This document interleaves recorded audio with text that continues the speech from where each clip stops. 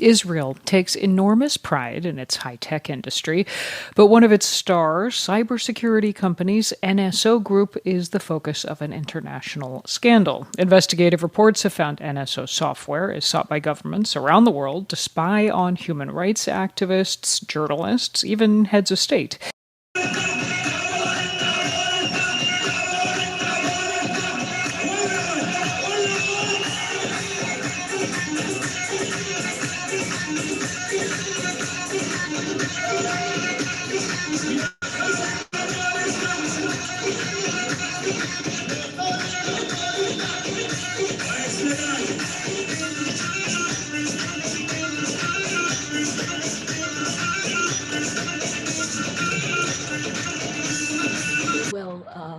Welcome to Zoom Palestine, everyone, with that lively Dapka music that I hope you enjoyed. And today we have a lot to cover, so we're going to start. What we always do, and what we've been doing recently in Zoom Palestine, is reviewing recent events as delivered to us with the wonderful website Electronic Intifada. So we're going to have a look at some of the issues that they've talked about this week. And they also, at the end of the month, they put together a beautiful bunch of pictures. Sorry, the beginning of the month. So these are going to be pictures from Palestine that we'll enjoy for a minute while we're waiting for people to come on. So let's go back. Here are the pictures of Palestine. Okay. These are from July. Palestinian artist Bilal Khalid paints a wall in Gaza City on July 1st. Very beautiful painting. And here's some paintings of the families of in Jerusalem. Abu Qadir's family held a remembrance to mark 7 years of the 60-year-old kidnapping and brutal killing at the hands of Israeli soldiers. Here's a member of the Abu Ghanan family standing next to the rebel of their home after it was demolished in eastern Jerusalem. Second time their house has been demolished. First time was in 1994. So people go over this trauma over and over again. Here's Israeli soldiers outside the home belonging to the wife of Mutasir al-Shalakbi and their children near the West Bank village of Ramallah. On July 8th, the Israeli military demolished their home in revenge over their alleged involvement of Shalabi, who's an Israeli detention in a West Bank shooting that killed an Israeli student. Here's a Palestinian man receiving a dose of Russia's Sputnik COVID-19 vaccine in a mosque. Here, residents of Kiryat Humsa community in West Bank's Jordan Valley collect their belongings confiscated by Israeli forces and dumped at Ain Shabiti on July 8th, the day before Israel demolished the entire village for the 7th time since November 2020, and its ongoing attempt to displace this community. Here is a picture of Palestinians taking part in a protest against Israel's closure of the Union of the Agricultural Work Committee's Ramallah headquarters in front of UNESCO's offices in Gaza City.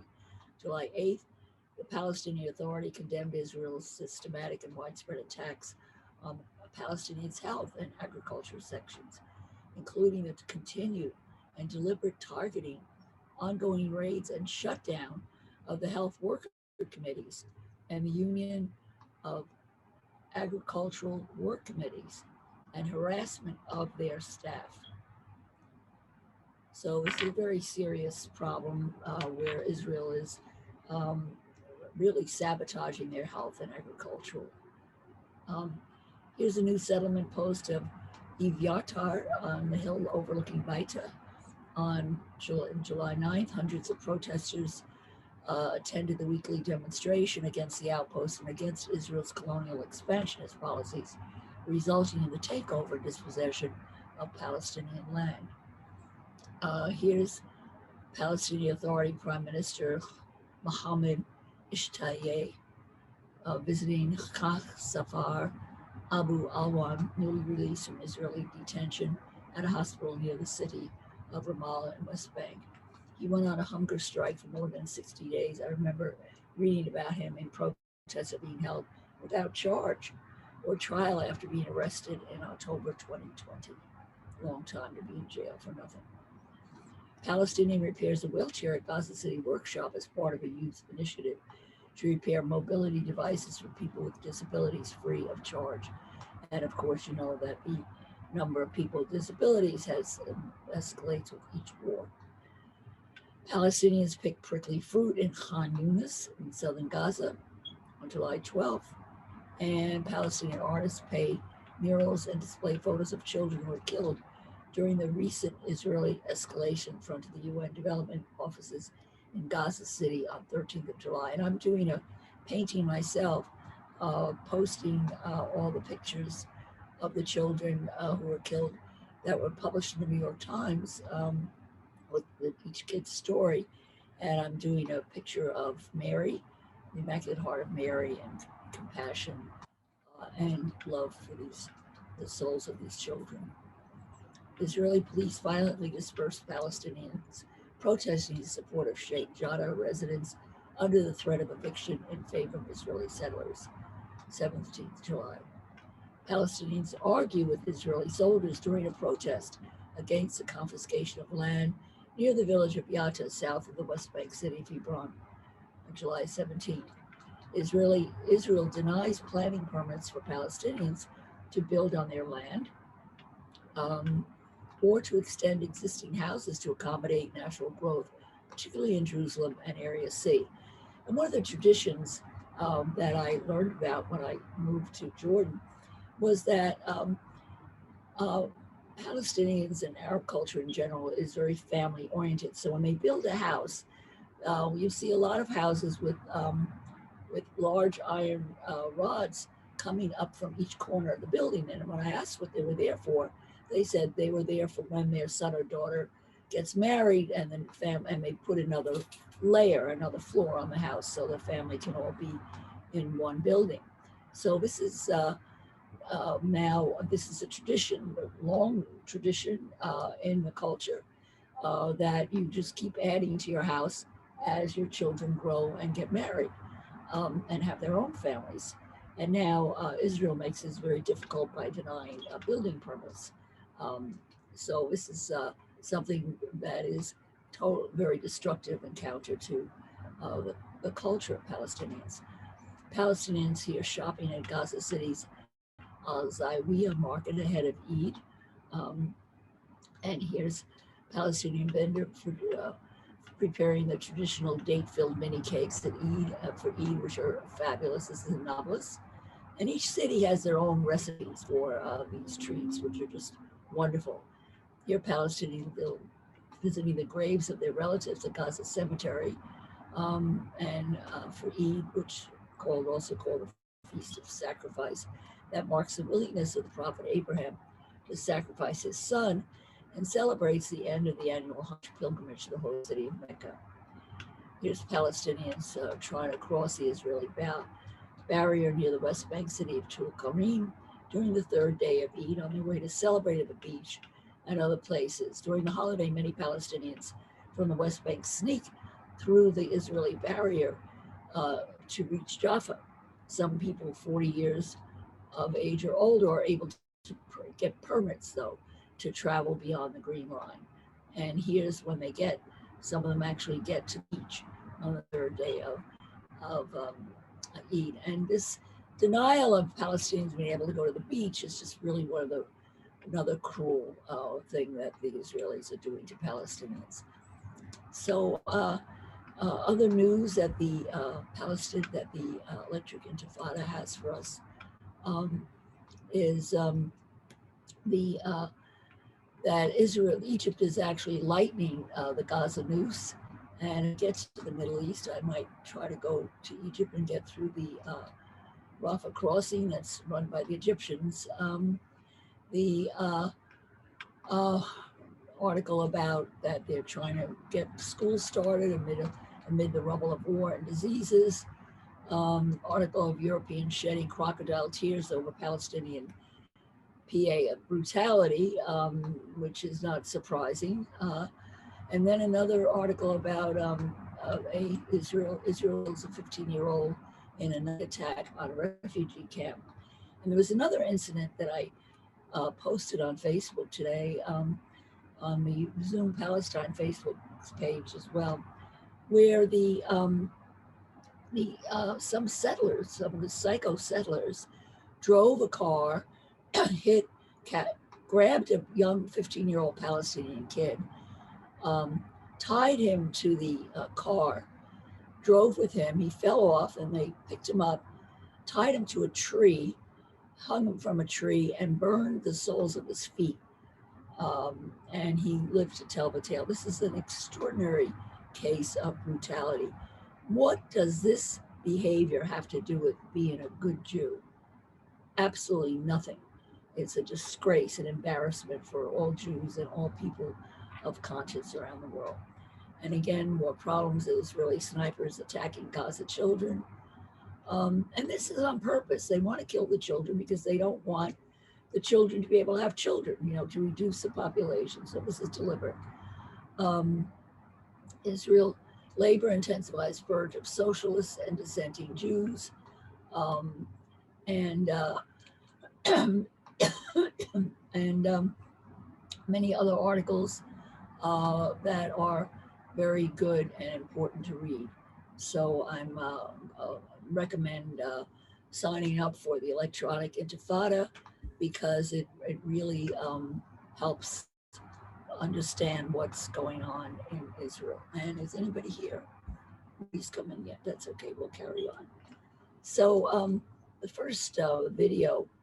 So our discussion today is on Israeli spyware. Now, this is a very complicated and complex process. And I'm not an IT person, although I'm kind of a geek grandma. I enjoy playing around with the computer, and I enjoy its challenges. But what I've been reading lately, we saw the article about Pegasus in the, let me turn off my fan. I'm sure you all saw the articles about Pegasus and Israeli spyware that broke a few weeks ago. So, I'm going to share this information for you because it's complex, complicated, and I'm not an expert, so I allow the experts to share this information with you. Let me just move this little screen here. So we'll start out with a kind of one thing I wanted to tell you, that this article just came out, which is great, in Covert Action magazine. People aren't giving up. There's an article about the government, United States government, withholding hundreds of pages about the deadly 1967 Israeli attack on a U.S. Navy ship. And this is an excellent article to read. And it's very good that this came out. It has some new information in it that I was not aware of, that they keep coming out with new stuff. And hopefully we'll be able to one day actually find out more. The other thing to mention also is the article in Westview News. I sent out a link to this about how the West Bank, where I live on West Street and Bank Street the West Bank in Palestine meets the West Village, where I live on West Street and Bank Street. And a little article about me and the other people, Frank Romano, Farid Bachar, and our recent interviews, Carmel Khalid, and others who had Mossab Abu Toha from Gaza, who read his poetry. So it's a nice little article giving us a nice bit of publicity. And here's what we're going to have a look at. Here's the article, and then we'll watch the video. This actually, amazingly enough, was on NPR. I was shocked. So here's the article from What to Know About the Spying Scandal Linked to the Israeli Tech Firm NSO. From Jerusalem. Israel takes enormous pride in its high-tech industry, one of its star cybersecurity companies, NSO Group, is at the center of an international spying scandal that has concerned US officials. And the Israeli government plays a role. Let's see if I can move this out of the way further. All right.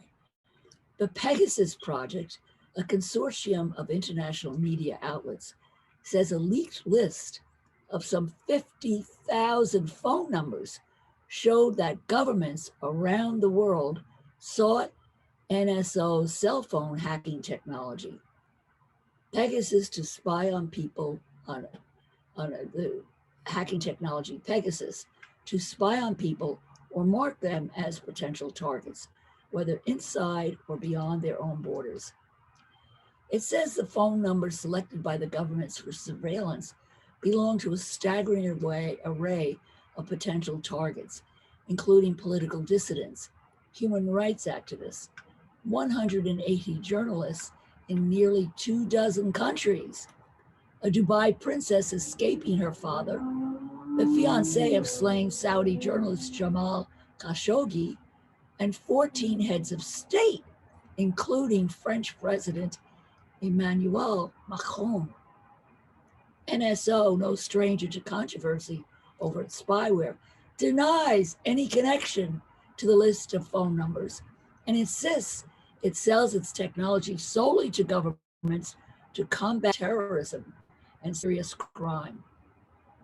But outrage from France, questions from the US, and intensified global scrutiny on NSO has put the Israeli company and the Israeli government, which vets the company's sales, on the defensive. Our concerns over this matter have been raised in meetings with senior Israeli officials, a senior US official told NPR, speaking on condition of anonymity to discuss private diplomatic conversations. Israeli defense officials announced an investigation and visited NSO's headquarters of Tel Aviv, then briefed the French defense minister on its efforts. The company told NPR it temporarily suspended some governments' access to its software, declining to name the countries, though, as it looked into potential abuse. Multiple Israeli news outlets questioned NSO's executives as the investigative reports were published last month. So what's interesting in this, to see this event, is that Israelis are also going after this company, that they are concerned about the use of their spyware. And, you know, this is a sacred cow of Israel, their technology. So one of the, an anchor from the, said this, you don't know about the software's very wide use against dozens of journalists in dozens of countries to know what they're doing, said anchor Ilana Dayan on Israeli Army radio on July 22nd. You don't know that the ruler of Dubai used Pegasus to track his daughter and wife. You also don't know that your software was installed in the phone of the fiancé of Saudi journalist Jamal Khashoggi, who was murdered by representatives of the regime in Riyadh. All that you didn't know. Those questions, critics of Israeli cyber surveillance industry say, have largely elicited a collective shrug in a country whose economy, security, and foreign relations leans heavily on the murky world of cyber espionage and arms exports. NSO has framed the reporting as an anti-Israeli campaign, and a company employee argued it is the unpleasant reality that all governments spy. Intelligence is an effing SE business, the employee told NPR, speaking on condition of anonymity because company policy states that NSO will no longer be responding to media inquiries on this matter, and will not play along with a vicious and slanderous campaign. NSO stands for the initials of its three founders, who quietly set up the company in 2010, and these are the sacred cows of the Israeli economy. Israeli journalist Shay Aspril, who was the first to report about NSO in 2012, after the company's first sales to Mexico, warned its spyware could be used against journalists. His 2019 award-winning novel in Hebrew, The Judge, explores the dubious ethics of some Israeli high-tech fields, a reality, he says, that many Israelis overlook. The defense industry and the high-tech industry are the two sacred cows of Israeli economy. The Israeli public in general perceives those industries as creative, bold, profitable, qualities which most people in general tend to appreciate, Aspril told NPR. The same week that the Pegasus Project's investigative reports about NSO were published, Israel hosted an annual cybersecurity conference in Tel Aviv. Prime Minister Naftali Bennett, a keynote speaker, made no mention of the NSO controversy, but spoke about Israel's dominance in the global industry, fueled by military intelligence veterans who learned cybersecurity skills in the country's largely mandatory army service. Ultimately, they are thrown into the into Israeli society at a young age with huge capabilities. And that is why we are seeing the boom, the high-tech boom, Bennett said. Israeli tech advocates complain NSO has tarnished Israel's otherwise trusted cyber industry, which helps country defend against threats. Israeli cybersecurity exports in 2020 were valued at 6.85 billion, according to Tel Aviv University.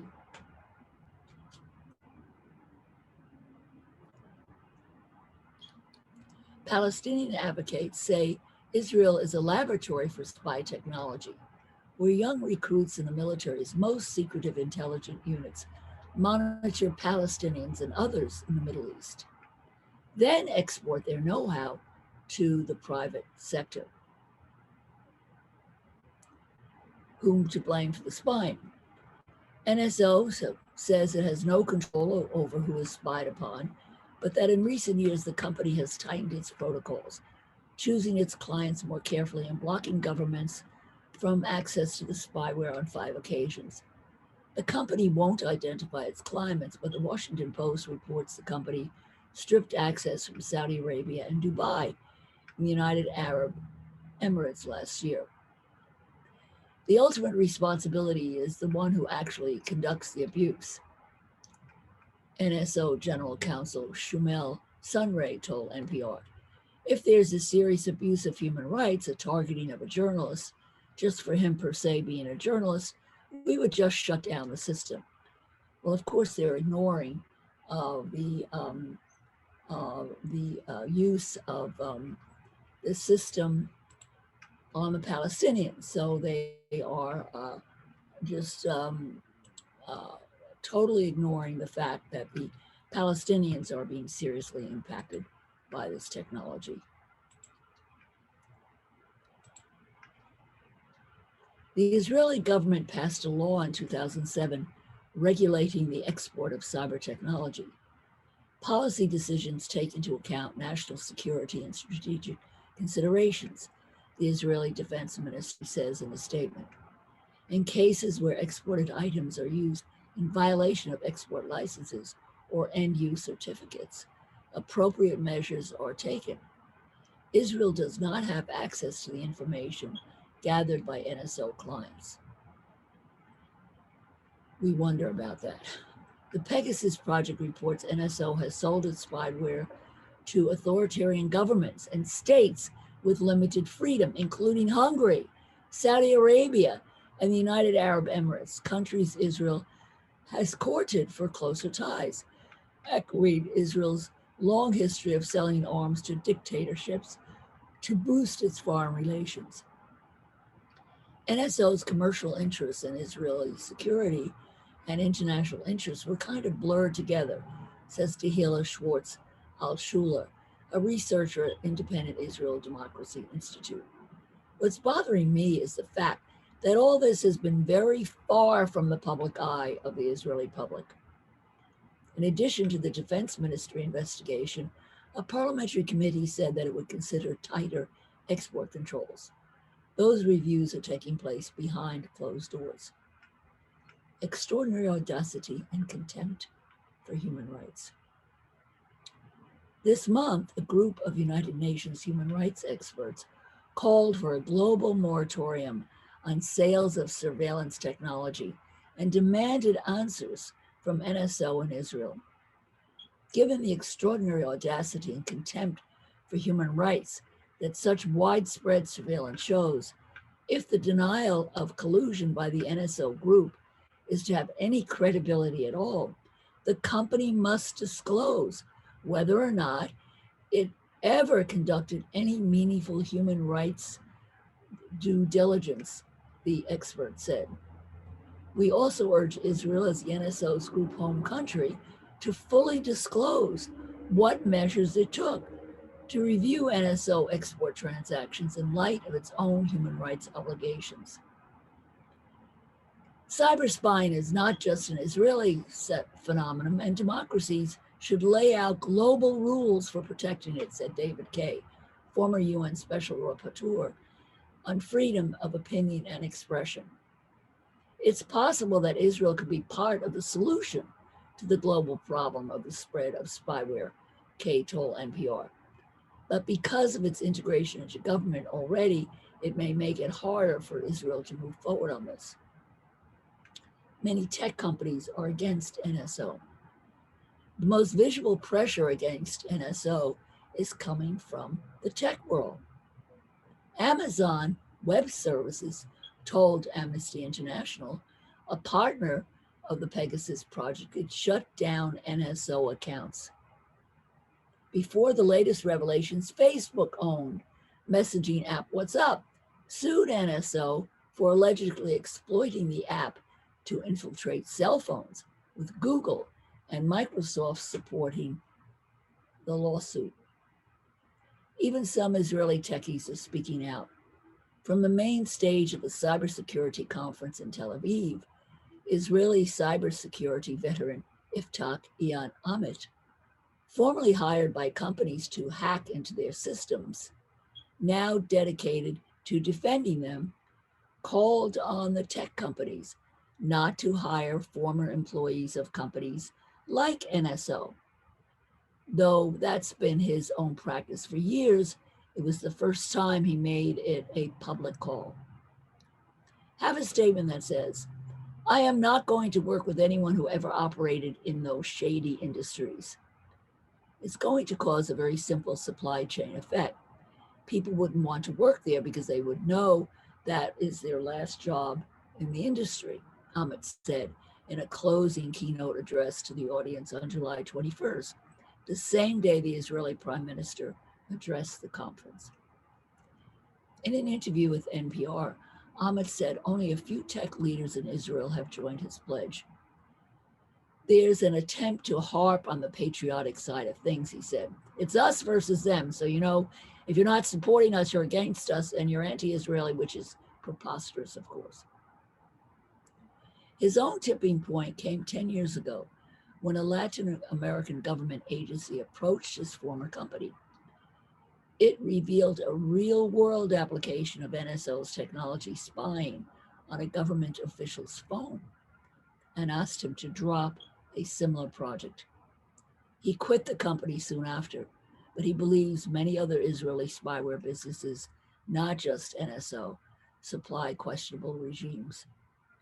I am 100% certain that they do have legitimate customers, that they do have work that ends up with putting the right people behind bars and finding them.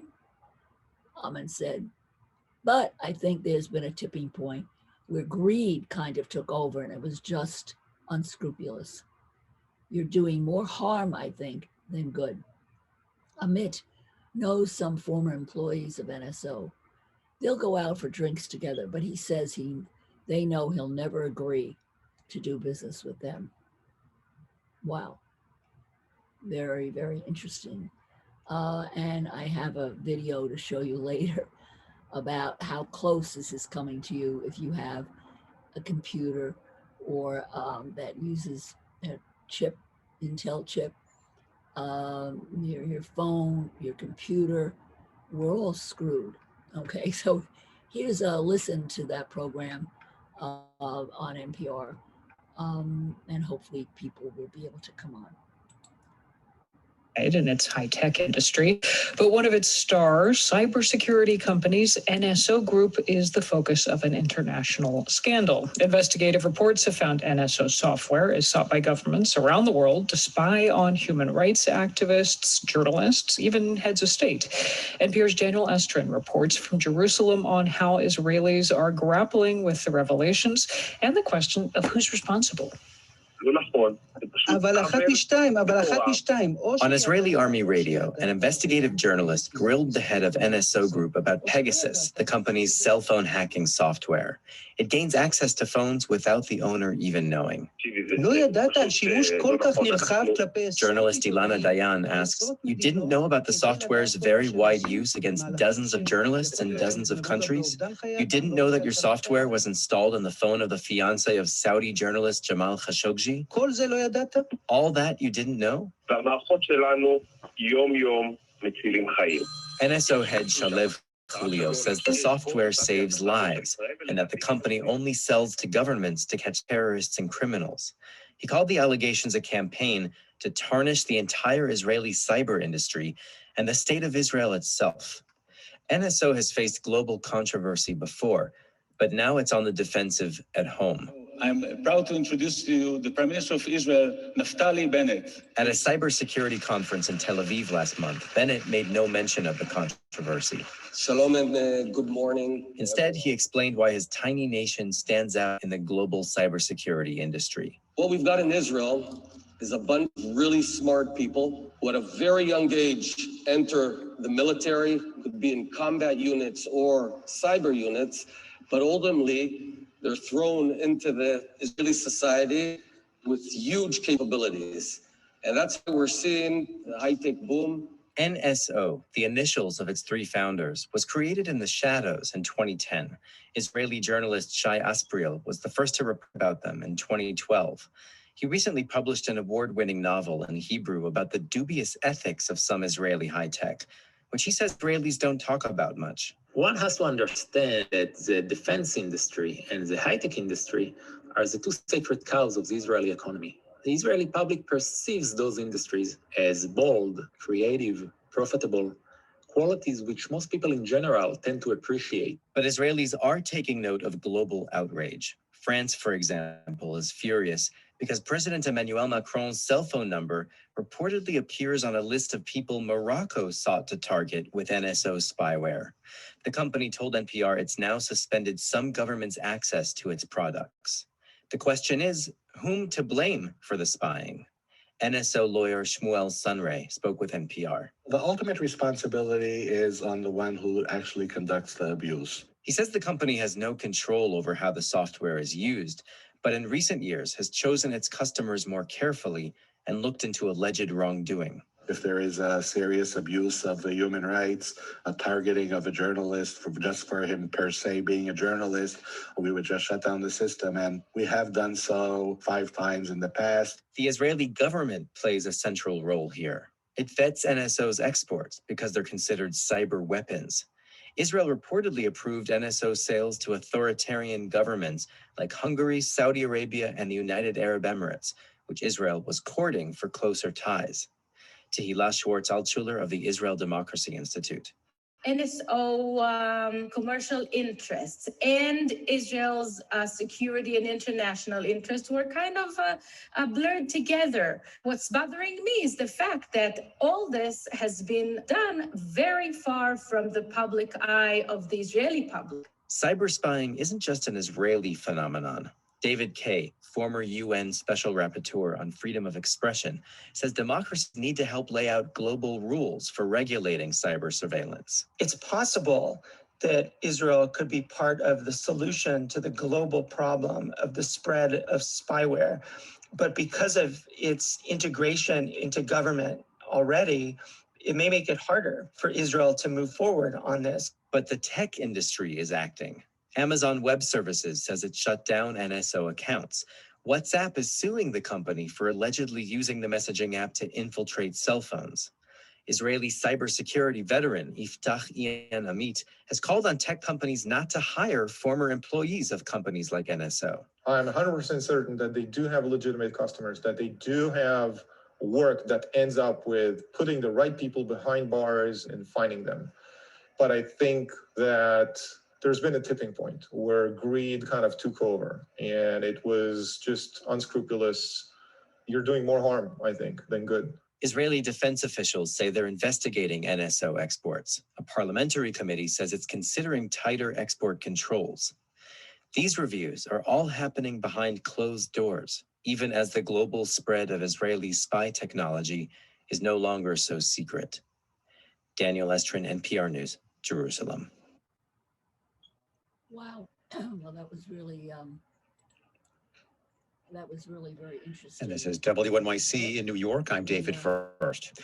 The U.S. Supreme Court has ordered an end to the... Okay, I guess our guest isn't here yet. I'm not sure. I'm hoping that they'll show up.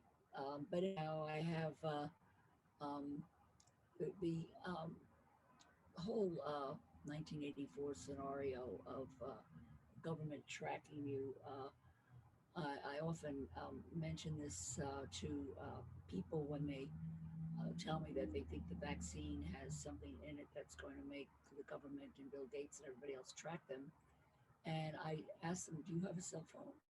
Do you use a computer? And they usually say yes. And I say, well, you're being tracked anyway. The government doesn't need to put a vaccine in you. They're doing it anyway. So I was really shocked when I saw this video. It really kind of blew me away because I wasn't aware of how pervasive this spying is going in just ordinary people like you and me. I think the fact that some Israelis are coming out against this is a hopeful sign, particularly the journalists, but most people in Israel don't seem to care. But I think people in Western countries, when they learn about this, are going to start to care. So here's some kind of shocking information. Hold on. Okay. Get ready. Fasten your seatbelt.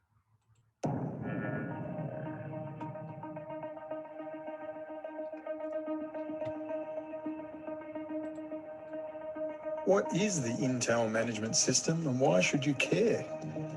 What is the ARC processor, jointly developed by Goldman Sachs and others for the Internet of Things? The combination of these technologies results in the crown jewel of the hardware facet of the worldwide Talmudic Telpiot takeover program, or TOP for short. This Talmudic technological takeover is part hardware and software, but also people, placing them in key positions around the world. It's a fully integrated combination, flesh and blood backdoor, or FAB, into the world's high-tech infrastructure, which includes the emerging Smart Cities program combined with the Internet of Things and artificial intelligence. But the crown jewel of the Telpiot program is the ARC processor that sits within the Intel management system, a CPU sitting physically within the Intel CPU with its own fully functioning Linux-based operating system, completely transparent to the Windows, Apple, or Linux-based operating system functioning at the user level. This is the ultimate backdoor of backdoors, and it was designed and fabricated in Israel as the basis of the new Core series of Intel CPUs, integrated between 2006 and 2008. These are the same CPUs that all server farms all over the world use. Every Google server farm, Facebook, corporate, public and private. The NSA insisted on a patch that could switch off the Intel management system for sensitive systems. No such luck for us mere mortals. The Intel management engine cannot be switched off and is a wide open hardware backdoor for Israel to get into any and all computer systems around the world. If you think the AMD line of CPUs are a safe option, think again. They have the platform security processor and it has the exact same problems. Besides, AMD, once a joint operation between Texas Instruments and the Chinese government, is now virtually wholly owned and controlled by China. The ARC processor is tiny and it's multiple formats. It is filling the Internet of Things, from light bulbs to self-driving cars to robots, you name it. Think about it. Think about the power this gives the Israeli state and this Talmudic technological takeover.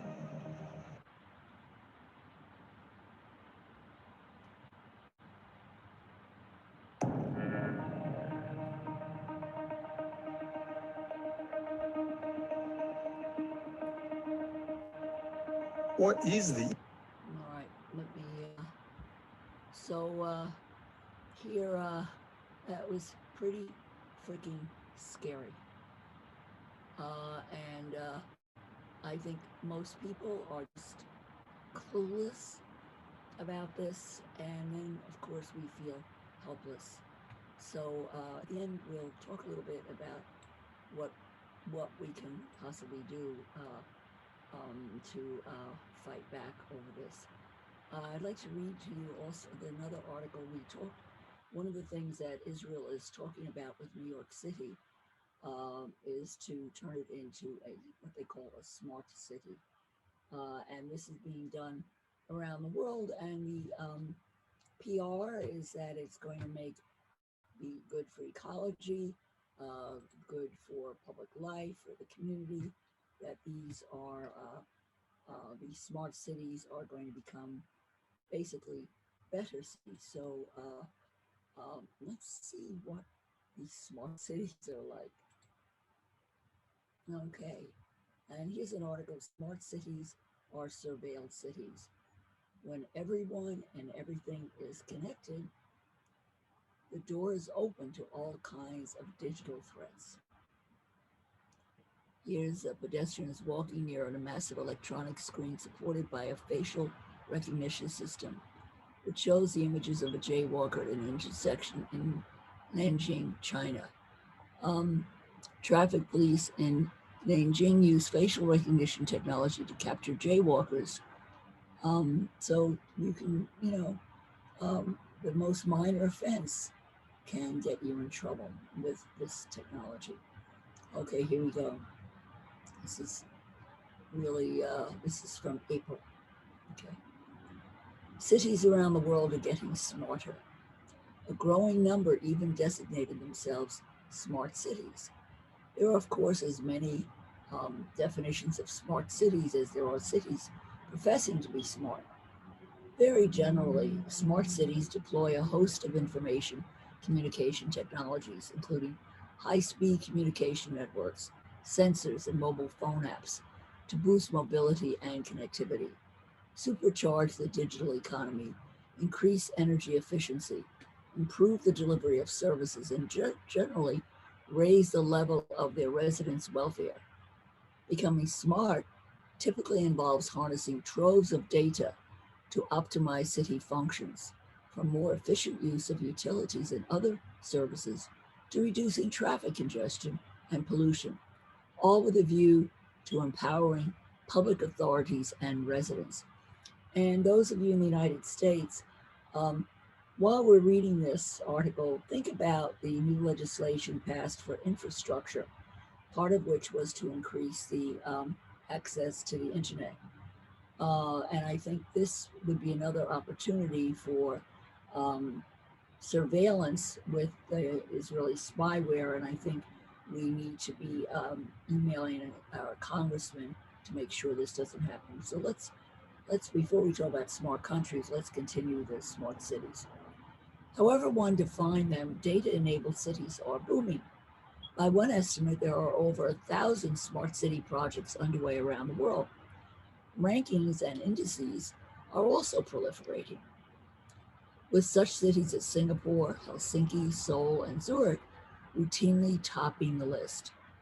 Notwithstanding global enthusiasm for hyper-connected cities, this futuristic wired urban world has a dark side. What's more, the pitfalls may soon outweigh the supposed benefits. That's because smart is increasingly a euphemism for surveillance. I'm going to say that again. Smart is increasingly a euphemism for surveillance. Smart equals surveillance. Cities in at least 56 countries worldwide have deployed surveillance technologies powered by automatic data mining, facial recognition, and other forms of artificial intelligence.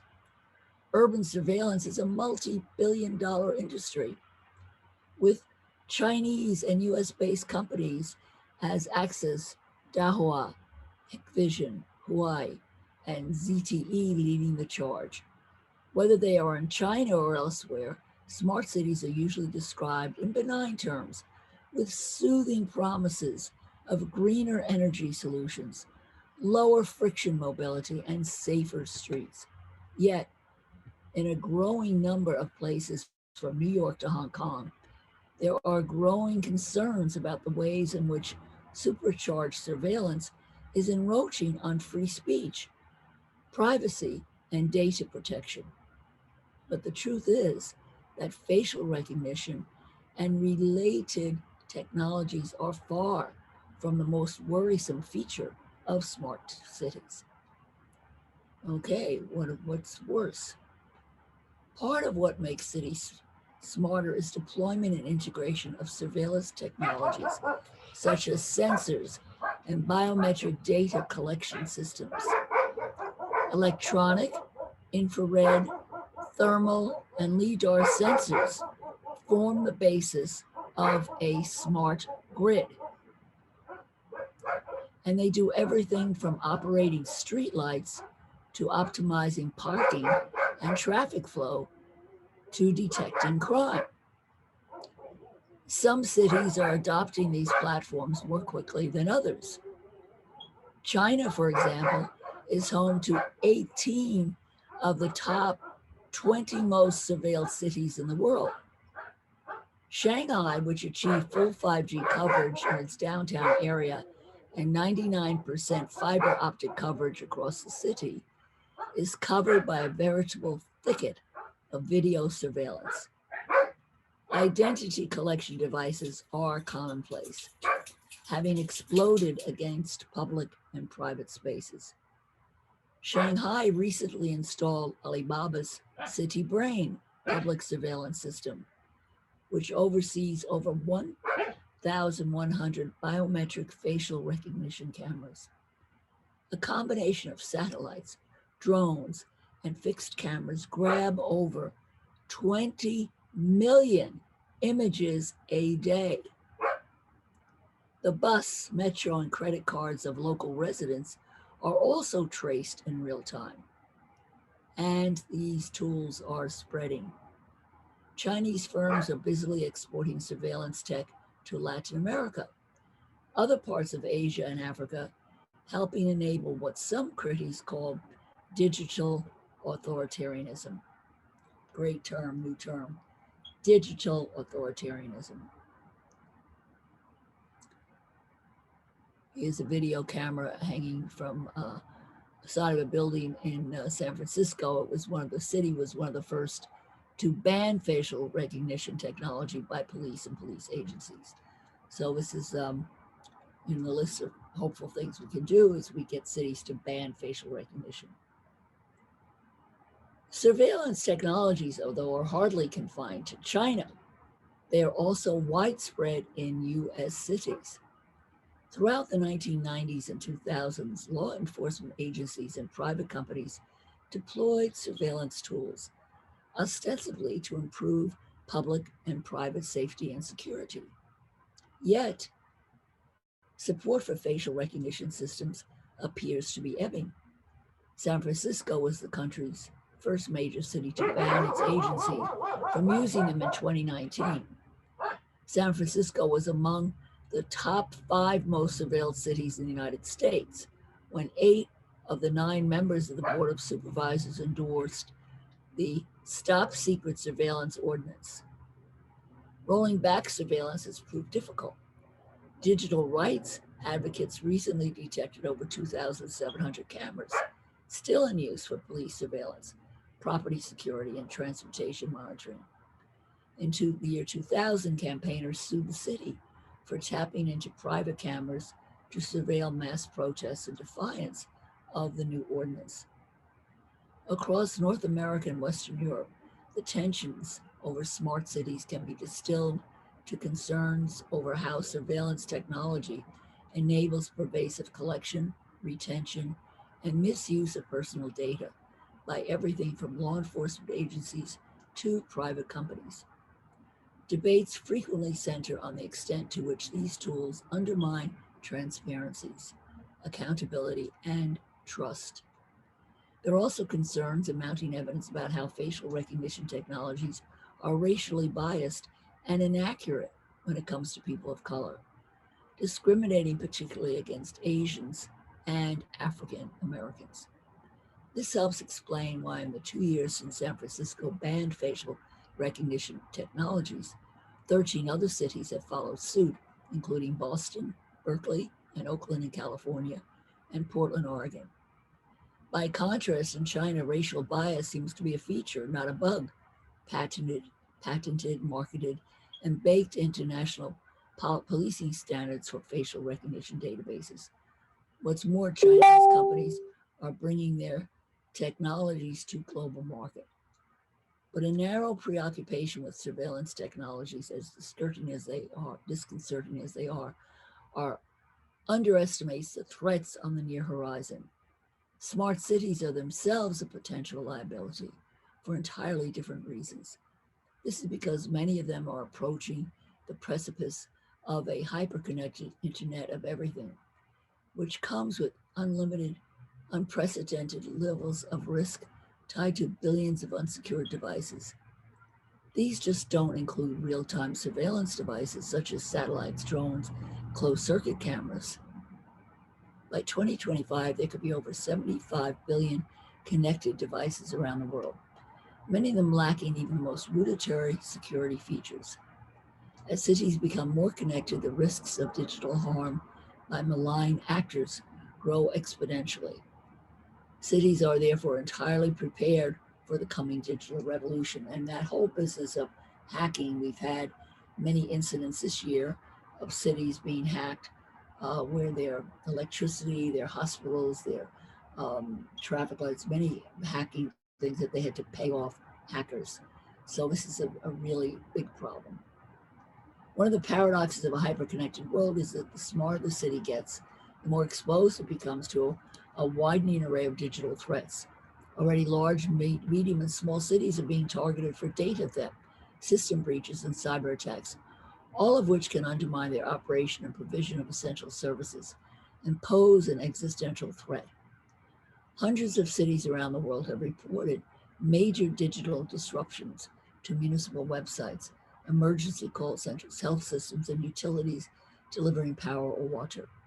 When city security is compromised and data privacy jeopardized, it undermines the faith of residents in digitally connected services and systems.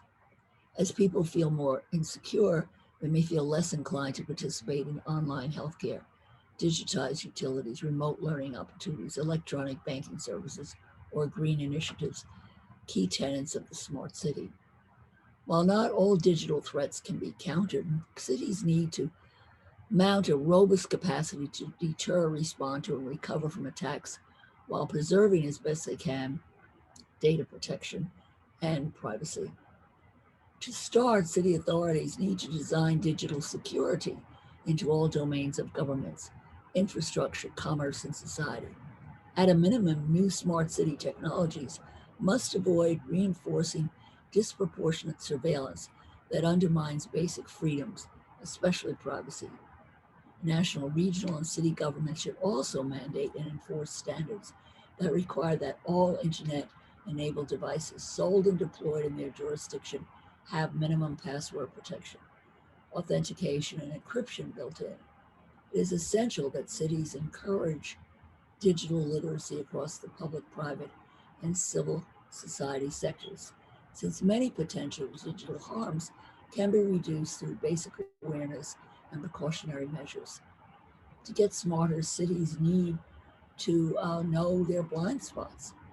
This requires undertaking real-time monitoring to map the vulnerability of wireless devices in their environment. Passive monitoring across broad spectrum wireless networks to detect data leakage will need to be routine and properly explained to citizens. Cities will need to invest in automated incident response and in identifying and fixing their vulnerabilities in relation to networks and devices. Above all, cities will need to take digital risks seriously and enforce security requirements across all connected devices, from the health watch to the ticket scanner to the internet-connected refrigerator in a smart city ecosystem. The pursuit of smarter cities can and should not come at the expense of safety, privacy, or liberty. Indeed, the failure to prioritize both human and well-being and security in a world of exponentiality, increasing complexity is a monumentally dangerous folly. So, wow, we need to, so all of us need to be alert to the security at our own devices. I know I tend to be a little lazy about that. But I realize that this is something that now with what's going on with all the hacking, I'm very paranoid. I don't open up emails from people or messages from people I don't know. And I think we need to be alert to the fact that, particularly with COVID, a lot of this hacking has increased. And I think it's just people have too much time in their hands. Well, you know, these young computer geeks were at home during lockdown. They decided, you know, that hacking could be an interesting way of spending their time, because since COVID, there's been a lot more hacking going on. So we need to send emails to our political representatives and pressure them to make sure that when these smart cities or increasing technologies put in, that it's safe from hacking, and that our rights as citizens are being respected. I think I never put Alexa in. I was always suspicious of Alexa, although a lot of my family, a lot of my friends have it, and it's fun. You can ask Alexa anything. But I don't know. I was just always suspicious, and now after reading this article, I'm even more suspicious. So I don't think Alexa will join my family for quite a while. So it's 3 o'clock, time to end. So I wish you all peace, salam, shalom, and back up your devices. So if you get hacked, you don't lose all your data and your information. And I'm giving that advice to me as well as to you. Let's be more aware of this very serious topic. And what really is profoundly upsetting is that the Israeli spyware companies test all these horrible things out on the Palestinians. And when they work on the Palestinians, I know they transport them. And I notice now they're transporting skunk water, of that horrible smelling water that smells like decayed bodies. They're exporting that to other countries, as well as their sound cannons that they use on Palestinians. So all these horrible devices and things, technologies that are used to subdue Palestinians, Israel's very happy to sell for profit to the rest of the world. So we have to stand up, say no, whatever way we can. So thank you for joining or not joining. And I'll make a YouTube of this so that you'll be able to catch up on this topic. And our next session will be a poetry slam in the first Saturday in September. So get your poetry ready. Look forward to seeing you. Thank you for joining me. Ma salama. Salam, shalom.